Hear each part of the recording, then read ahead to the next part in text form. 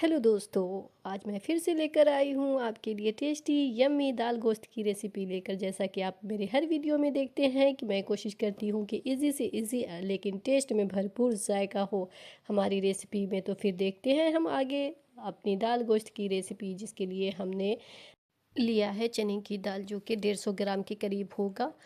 और इसे हम गर्म पानी में 5 से 10 मिनट के लिए भिगो कर रख देंगे। हमारा मटन 500 ग्राम के करीब है। तो यहाँ पे कोशिश करें कि आप फ्रेश मटन लें। फ्रेश मटन से टेस्ट आपका दोगुना मिलेगा।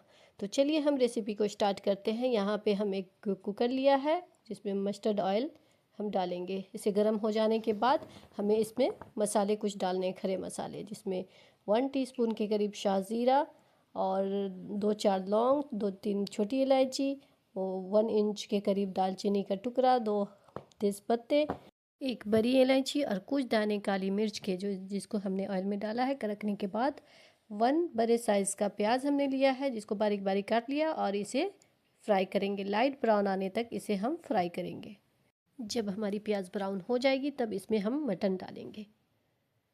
तो देखिए हमारी प्याज अब लाइट ब्राउन हो चुकी है। इसे डार्क नहीं करना है हमें, जैसा दिख रहा है स्क्रीन पे। हमें इसी स्टेज पर मटन को डालना है। तो ये देखिए हमारी प्याज ब्राउन हो चुकी है। अब यहाँ पे हम मटन डालेंगे। उसे 2 से 4 मिनट हम इसे चलाएंगे। पिंक से वाइट कलर तक आने तक हम इसे चलाते रहेंगे।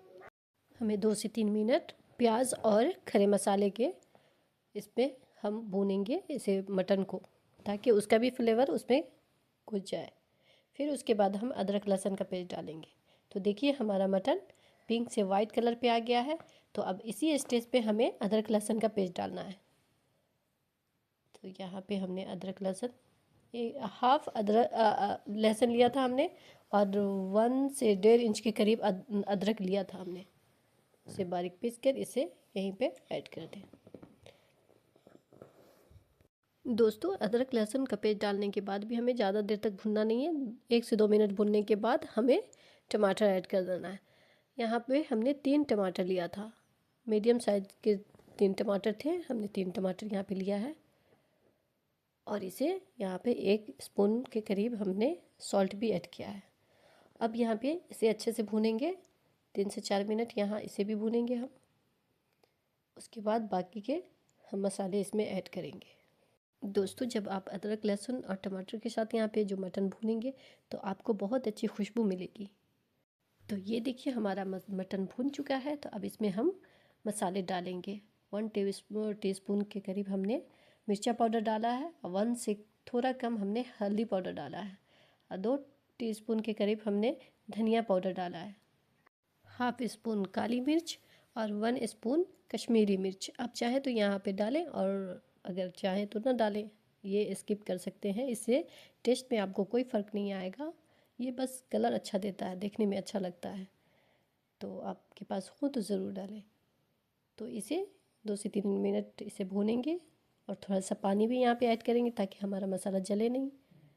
ये वही मिक्सर है जिसमें हमने लहसुन पीसा था, अदरक लहसुन, तो उसे वेस्ट नहीं करें, उसे धोकर भी उसी में डाल दें, क्योंकि उसमें भी जायका बचा हुआ है। तो ये देखिए हमें यहाँ पर भूनना है गोश्त को।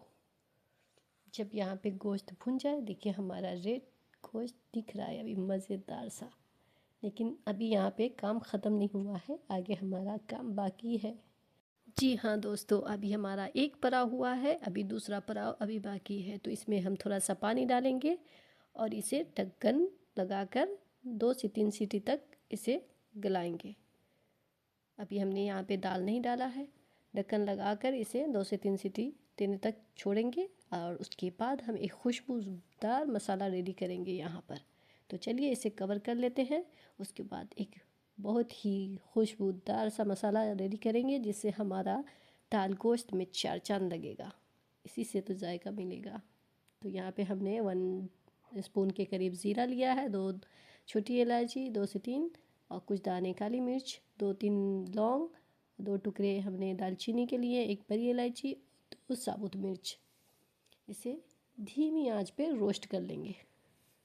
तब तक हमारा कुकर सीटी दे चुका है, उसे हम गैस रिलीज़ होने तक उसी में रहने देंगे। और यहाँ पे हाफ स्पून के करीब हमने धनिया भी डाला है। इसे अच्छे से रोस्ट कर लेंगे। इसे ठंडा करके इसे हमने दरदरा पीस लेना है। ये बहुत ही खुशबूदार मसाला रेडी है, जो आगे हम इसे ऐड करेंगे। तो ये देखिए हमारा गोश्त थोड़ा गला है, मतलब 1 से 2% अभी बाकी है, जो कि हम दाल में गलाएंगे। तो यहाँ पे हमने 2 टेबल स्पून के करीब दही लिया है, जिसको फेंट कर, और यहाँ पे फ्लेम हमने लो किया है। दही जब तक हम मिलाएंगे इसे लो ही रखेंगे फ्लेम को। तो यहाँ पे हम चलाएंगे, उसे अच्छे तरीके से मिलाएंगे, और फिर उसके बाद वो चने का दाल जिसको हमने फुलाया था उसे यहाँ पे ऐड कर देंगे। फिर यहाँ पे थोड़ा हमें भुनाई करना है, क्योंकि दाल में भी वो टेस्ट, वो जायका आना चाहिए।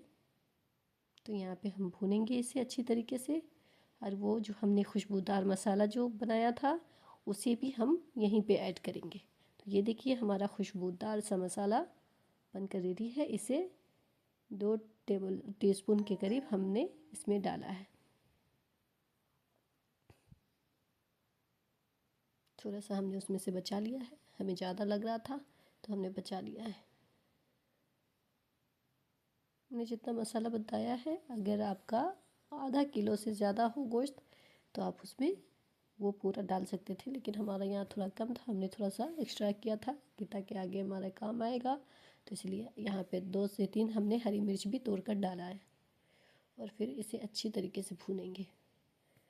यहाँ पे 4-5 मिनट तक हमें भुनाई करना है। और यहाँ पे हम आपको दिखा नहीं पाए कैमरे में, सॉरी, जिसके लिए यहाँ पे हमने कसूरी मेथी को भी रोस्ट करके डाला था, जिससे इसमें खुशबू मज़ेदार आएगा। तो ये देखिए हमारा कितना खूबसूरत सा मटन दाल गोश्त रेडी हो चुका है। देख रहे हैं ना क्या कलर आया है, मस्त, माशाल्लाह। तो इसी स्टेज पर हमने वाटर डाला है, जो हमने गरम करके डाला है। हाँ, यहाँ पे आपको ठंडा पानी नहीं डालना है, नहीं तो आपका सारा कढ़ाई पे पानी फिर जाएगा। यहाँ पे कच्चे पानी से वो टेस्ट एकदम से बदल जाता है। तो यहाँ पे आप कोशिश करें कि गर्म पानी ही डालें। और हम कुछ धनिया की पत्ती यहाँ पे काट कर डाले हैं। और इसी स्टेज पर हमें नमक भी देख लेना है। हमें नमक कम लग रहा था तो हमने यहाँ पे फिर से नमक ऐड किया है। आप अपने टेस्ट के हिसाब से यहाँ पे नमक ऐड कर लें, और फिर इसे कवर कर दें। इसे 2 से 3 सीटी आने के बाद हमने बंद किया था। और आप अपने हिसाब से, क्योंकि हर जगह का मटन अलग अलग होता है। तो ये देखिए हमारा गोश्त रेडी हो चुका है। यहाँ पे हमारी ग्रेवी थोड़ी ठीक हो गई थी। तो दोस्तों आप उसी स्टेज पे थोड़ा सा पतला ग्रेवी रखें, ताकि बाद में ये चने का दाल अब्जॉर्ब कर लेता है। तो आप अपने हिसाब से, आपको जैसा ग्रेवी चाहिए उस हिसाब से आप रखें, क्योंकि बाद में जब सीटी उटी लगने के बाद जब इसे खोलेंगे थोड़ी देर बाद, तो थोड़ा सा पहले से थोड़ा थिक हो जाता है। तो इसलिए हमें वहीं पे थोड़ा पतला रखना है। हमने थोड़ी देर बाद खोला तो जब तक हमारा दाल साहब ऑब्ज़र्व कर चुके थे पानी, तो अब क्या कर सकते थे। लेकिन हाँ, मज़ा तो बहुत आया था खाने में। तो आप भी इस रेसिपी को ज़रूर बनाइएगा और अपने दोस्तों में शेयर कीजिएगा। और अगर आपको हमारी वीडियो ज़रा सा भी पसंद आई हो तो सब्सक्राइब भी ज़रूर करिएगा। तो चलिए अगली वीडियो में मिलते हैं ऐसे ही आसान और टेस्टी रेसिपी के साथ। तब तक के लिए अल्लाह हाफिज़, बाय बाय।